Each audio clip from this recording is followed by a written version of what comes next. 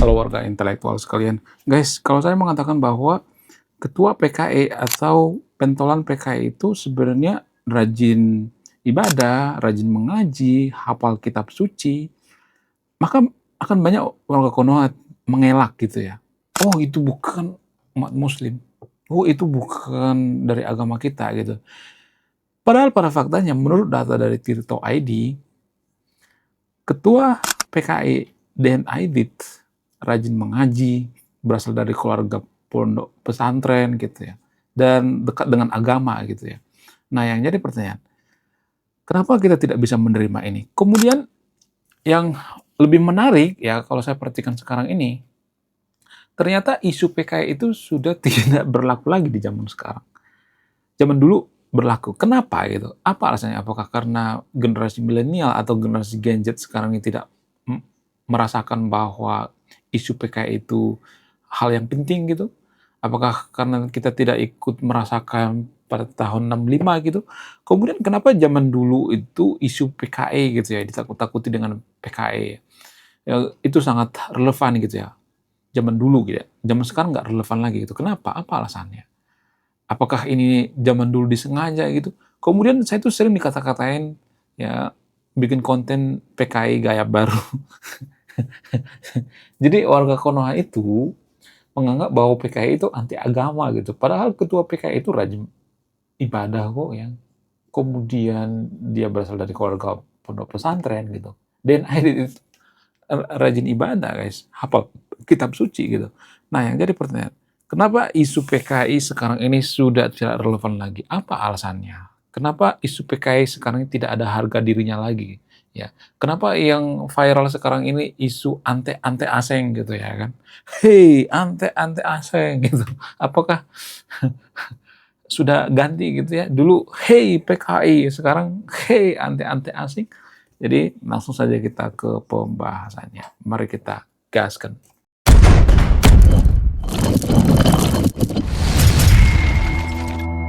Kenapa zaman dulu itu isu PKI itu dianggap sensitif gitu ya? Ya bisa menggoncang perpolitikan Konoha gitu. Kalau ada isu-isu PKI misalnya, maka kita akan mengatakan, oh itu hal yang sangat-sangat perlu gitu ya, penting.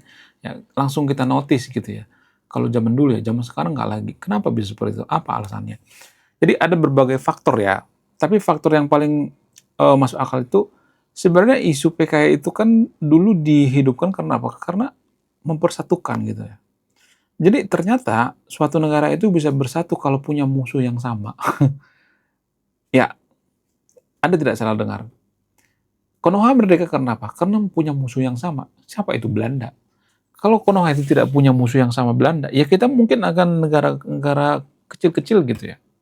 Kalimantan bikin negaranya sendiri gitu ya. Kemudian Sumatera bikin negara sendiri ya. Kemudian Bali bikin negara sendiri. Ya kalau kita tidak dijajah Belanda, kita tidak akan bersatu.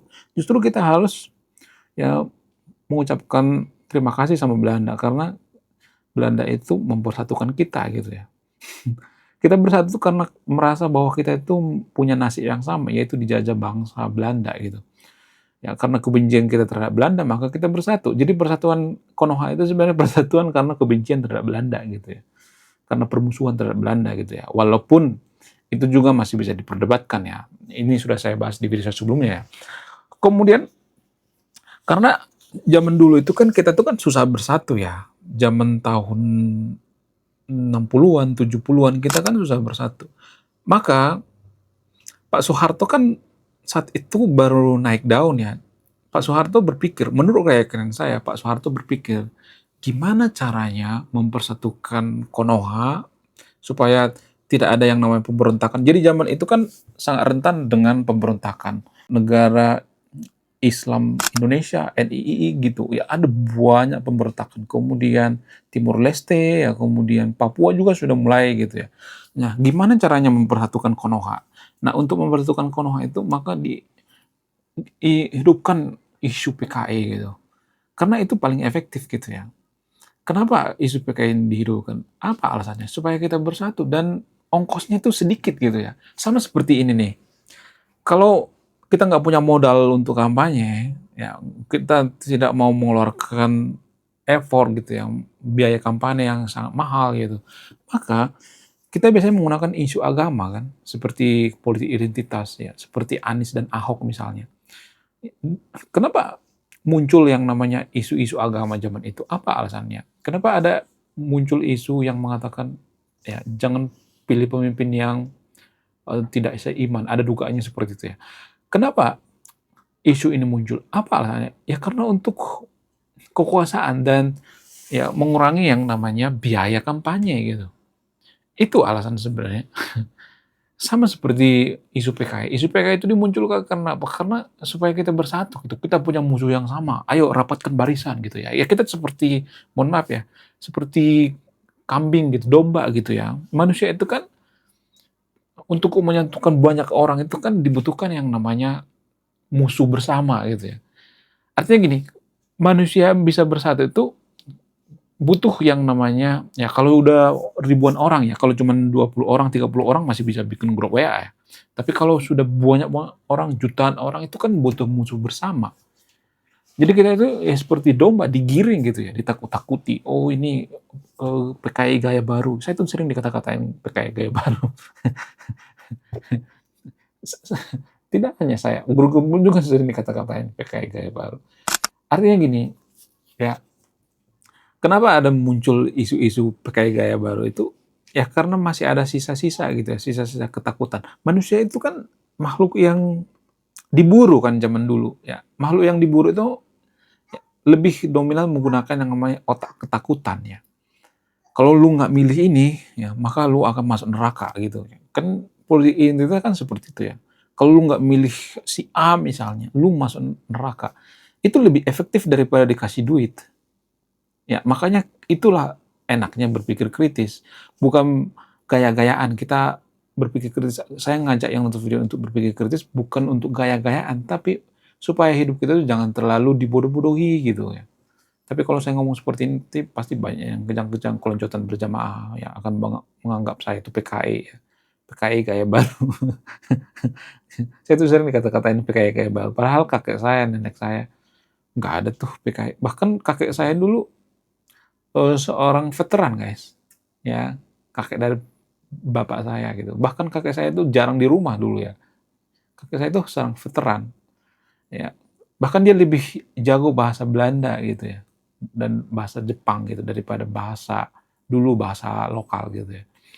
Jadi saya bukan cucu PKI ya, nggak ada urusan dengan cucu PKI. Walaupun Gembul sering dikata-katain cucu PKI gitu ya. Kakek tirinya cucu PKI. Nah, ya jadi pertanyaan selanjutnya, kenapa warga Konoha itu masih uh, masih mau ditakut-takuti dengan isu PKI? Apa alasannya? Karena warga Konoha itu menggabung-gabungkan PKI itu dengan agama gitu. Padahal kader PKI itu banyak yang ini kok yang guru ngaji gitu. Mungkin pola pikir daripada orang yang beragama itu gini ya, dulu ya gini. PKI itu kan berpikir tuh rasional ya, nggak semua tapi disclaimer on ya. Mereka berpikir ya kita harus seperti China. China kan membatasi yang namanya agama ya. China itu kan sangat sekuler ya. Undang-undang mereka itu bahkan nggak boleh untuk beragama gitu ya. Tapi kalau untuk privasi boleh-boleh aja. Tapi ruang publik nggak boleh. Nah, PKI zaman dulu itu ya terlepas apapun kesalahan mereka ya. Saya juga tidak dukung ya. Kalau misalnya nih PKI melakukan kejahatan, saya nggak dukung itu ya. Saya bukan terhadap kejahatan PKI ya. Karena biar kita pahami apa itu PKI. PKI itu kan partai gitu ya. Sama seperti partai Demokrat gitu ya. Seperti Gerindra gitu ya. Apakah partai itu jahat? Enggak juga. Yang jahat itu kadernya, bukan partainya. Kalau misalnya Demokrat nih banyak yang korupsi, apakah yang salah itu partainya? Enggak kan. Yang salah itu kan orangnya gitu. Tapi kalau Demokrat banyak yang korupsi, kita nggak pernah nyalahin partainya. Tapi kalau PKI kita salahin partainya gitu. Saya bukan partai PKI ya, artinya PKI itu sudah nggak ada lagi sekarang, kecuali Korea Utara. PKI itu sudah terbukti gagal. Yang terbukti bahasa sekarang ini sekuler ya, sekularisme. Jadi PKI itu sebenarnya mengarah ke sekuler sebenarnya. China itu dari PKI itu mereka bertranspos gitu, atau mereka merubah haluan jadi negara sekuler. China itu bisa dikatakan negara sekuler murni, ya itu sekuler murni. Kalau Amerika sekuler liberal gitu ya. Kalau Eropa, ya Eropa juga seperti itu, sekuler liberal gitu. Tapi kalau China itu lebih sekuler murni ya, sekuler nggak mengurusi agama. Artinya gini guys, kalau kita sedikit-sedikit mengatakan bahwa PKI itu memusuhi agama, enggak sebenarnya. Tapi PKI itu pengen ya simbol-simbol agama itu dikurangi di ruang publik. Itu yang dipengen oleh PKI gitu. Karena itu menimbulkan yang namanya perpecahan. Ya seperti sekarang ini. Persekusi rumah ibadah, bubarin paksa gitu. Ya kita ngata-ngatain negara PKI itu keji, kejam. Tapi kita lebih kejam kan. Ya, negara-negara bekas PKI itu seperti Vietnam, seperti China gitu. Tapi kita lihat sekarang ini, bahkan orang-orang lebih berlomba-lomba investasi di Vietnam ya, di China gitu. Jadi kita kurang memahami ya, kita tuh terlalu ini ya, terlalu berpikir hitam putih gitu ya. Ya mungkin kalau Konoha itu PKI ya, maksudnya mayoritas negara PKI ya, ya kita akan berharap seperti China, bisa seperti itu ya, atau berharap seperti Korut gitu ya. Saya tidak membela PKI di sini, ya bisa seperti itu ya. Tapi apapun itu ya, kita tuh jangan berpikir terlalu hitam putih ya.